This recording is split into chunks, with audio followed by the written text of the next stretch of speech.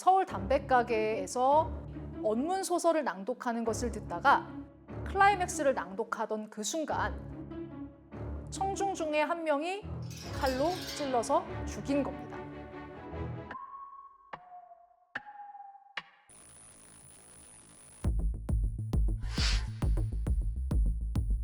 실제로 정조는 책들을 다 수거해서 불태워라 라고 명하기도 했고, 또 소설에 심각하게 빠진 사람들 때문에 불륜 사건으로 이어지기도 했습니다.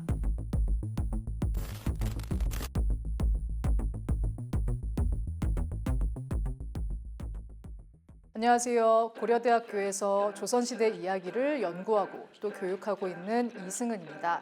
몇 해 전부터 글로벌 OTT 서비스 시장에서 한국 콘텐츠의 인기가 높은데요. 이른바 K 콘텐츠, 해외 팬들은 독특하고 신선하다라는 것을 큰 매력 포인트 중 하나로 꼽고 있습니다. 지금은 온라인 플랫폼을 통해서 다양한 콘텐츠, 즉 이야기라고 하는 것이 공유되고 있는데요. 그렇다면 과거 우리 조상들은 어떻게 이야기를 공유하고 또 즐겼을까요? 그리고 그것은 오늘날 우리가 이야기를 즐기는 방식과 어떤 점에서 비슷하고 또 어떤 것이 다를까요? 현대의 인지과학 연구자들은 이야기하기라는 것이 인간이라는 종의 본능이라고 주장하기도 합니다. 사람이 모이는 곳이라면 어디서나 이야기판이 벌어졌다라고 할 수 있을 정도로 이야기를 즐기는 조선인들의 모습을 확인을 할 수가 있는데요. 이것을 뒷받침하듯이 조선시대 이야기나 소설에 대한 탐닉은 상층과 하층을 가리지 않았는데요. 사실 조선시대 사대부에게 소설 읽기나 창작은 그렇게 권장되는 일은 아니었습니다. 정조는 신하들이 소설을 읽거나 소설의 문체를 사용하는 것을 도로 꺼렸습니다. 어느 정도였냐 하면 예문관에서 숙직을 하던 이상황, 김조순이라고 하는 신하들이 밤에 할 일이 없으니 중국 소설을 읽고 있는데 그걸 보고는 그 책들을 다 수거해서 불태워라 라고 명하기도 했고, 또 성균관의 유생이었던 이옥이라는 사람이 제출한 글에 소설의 문체가 있다라고 지적하면서 충청도 지역으로 충군, 그러니까 지금으로 치자면 군대에 보내버리기도 했습니다. 근데 그런다고 해서 소설 읽기나 쓰기를 완전히 금지할 수 있었던 것은 아니었습니다. 정조의 할아버지인 영조가 오랫동안 아프고 난 후의 일인데요. 김상로라고 하는 신하가 영조에게 밤에 잠이 잘 안 오면 제가 소설책을 읽어드리겠습니다. 그러니까 영조가 한글 소설은 잠드는 데 도움이 안 된다. 잠드는 데는 한문책이 좋다. 영조의 농담 아닌 농담에서 우리는 두 가지 사실을 알 수 있습니다. 첫 번째는 옛날 사람들도 어렵고 골치 아픈 책을 보면 잠이 왔구나. 또 다른 중요한 하나는 한글 소설이 꽤나 재미있었다는 점입니다. 영조의 잠을 잊게 할 정도로 말이죠. 그럼 조선시대 사람들은 언제, 어디서, 어떻게 이런 이야기와 소설을 즐겼을까요? 그 대표적인 공간이 바로 약국이었는데요. 조선시대 약국은 민간 의료의 중심이었습니다.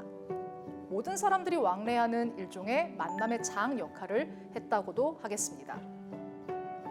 그래서 청구야담에는 영조의 행차를 구경 나온 사람들이 소나기를 피해서 약국의 처마 밑으로 몰리자 그곳에 거처하던 약 거간꾼이 이야기판을 벌인다는 내용이 등장합니다.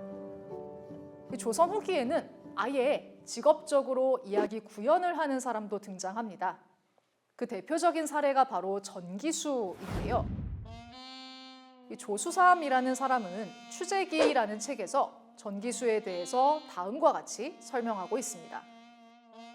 전기수는 동문 밖에 살았는데 숙향전, 소대성전, 심청전, 설인귀전 같은 책들을 구송하였다.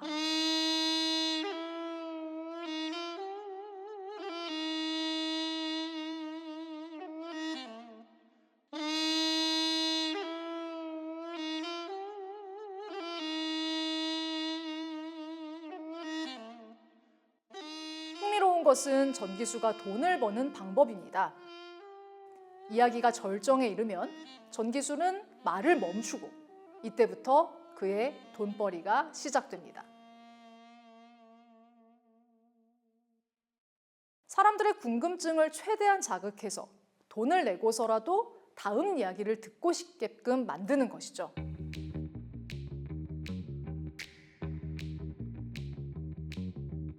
현대의 디지털 콘텐츠 플랫폼에서도 아니 작가 양반 이걸 여기서 끊는다고? 라는 식의 댓글을 종종 확인할 수가 있는데요. 이런 걸 보면 연재라는 형식 자체가 전기수의 낭독과 닮아 있기도 합니다. 어쩌면 전기수야말로 K 콘텐츠 크리에이터의 원형일지도 모르겠습니다. 조선시대의 이야기 열풍은 부작용을 가져오기도 했는데요. 조선 후기 심노숭이라고 하는 사람의 기록에 따르면 서울 담배가게에서 어떤 사람이 언문 소설을 낭독하는 것을 듣다가 담배 써는 큰 칼을 잡고 낭독자를 베면서 내가 자점이더냐 라고 외쳤고 같이 듣던 시장 사람들이 놀라서 달아났다라고 하는 기록을 남기고 있습니다. 이때 전기수가 구송했던 소설은 임경업의 사적을 그린 임장군전이었을 것 같습니다. 이것을 구현하던 전기수가 클라이맥스를 낭독하던 그 순간 청중 중에 한 명이 전기수를 칼로 찔러서 죽인 겁니다. 이 조선시대에 소설을 현실로 착각해서 전기수를 살해한 청중이 있었다면 현대에는 인터넷이나 게임에 과몰입해서 가상과 현실의 경계가 무너지는 리셋 증후군 같은 것들이 사회적으로 또 문제가 되고 있기도 합니다. 거기에 앞으로 다가올 메타버스 시대에 대한 디스토피아적인 전망까지 더해지면서 우려의 목소리가 높아질 때도 있는데요. 이것은 역설적으로 콘텐츠의 힘이 그만큼 크다라는 것의 반증이기도 합니다. 어쩌면 그렇기 때문에 권력은 피지배자들이 이야기에 몰두하는 것을 경계했는지도 모르겠습니다. 이야기는 조선시대 사람들에게 단순한 재미 혹은 오락 그 이상이었습니다. 그런데 조선시대 이야기를 연구하다 보면 고리타분한 옛날 이야기다라고 하는 오해와 편견을 가진 분들이 적지 않다는 걸 느끼는데요. 사실 조금만 관심을 가지고 들여다보면 과거 우리 선조들이 창작하고 향유했던 이야기 그리고 그 향유의 방식이 현재 우리가 즐기는 K 콘텐츠의 뿌리라는 것을 아실 수 있을 겁니다. 먼 과거로부터 이어온 이야기에도 관심을 가져야 하는 이유는 뿌리가 든든해야 새로운 가지가 날 수 있고 또 그 가지의 끝에서 새 꽃이 피어날 수 있기 때문이라고 생각합니다.